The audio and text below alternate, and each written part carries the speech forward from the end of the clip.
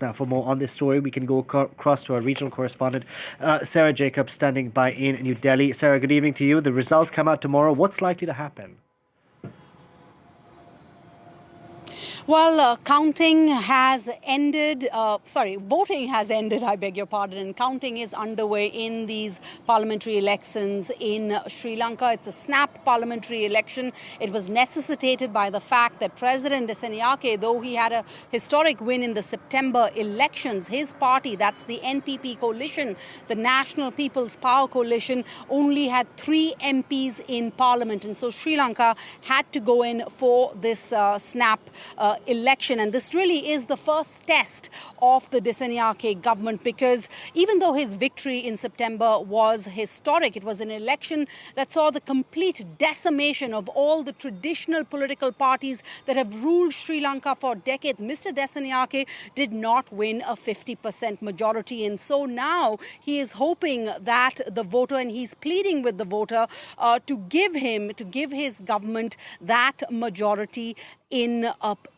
Parliament. His stand in this election really has been that you reposed faith in me in the September elections. It is now time to back that up with giving me the political capital to be able to enforce and implement all the promises I made in that election. Because as of now, Mr. Dissanayake has the executive power. He can make executive orders, but he needs the support of Parliament to to change laws and to pass bills.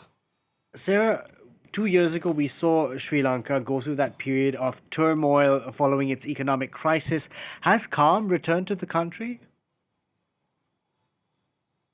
Well, far from it. Sri Lanka is still struggling with the worst economic crisis in its history. The Dissanayake government is facing a monumental challenge, a huge task of actually meeting the agreements made, the targets set in that agreement made with the IMF for a bailout for the country. Now, as you'll remember, in the run-up to the election, Mr. Dissanayake was the outsider candidate. His plank, his campaign really was against the IMF bailout. He vowed to renegotiate the bailout. But ever since the election, he has taken a more centrist stand, as was what was expected by political observers. In October, we had a high-level meeting where we had members of the IMF come down to Sri Lanka and meet with President Dissanayake. And after that, he came out and said that his government will stick with the deal, with the bailout plans, with the bailout agreements. However, he promised to soften some of the austerity measures put in place by his predecessor,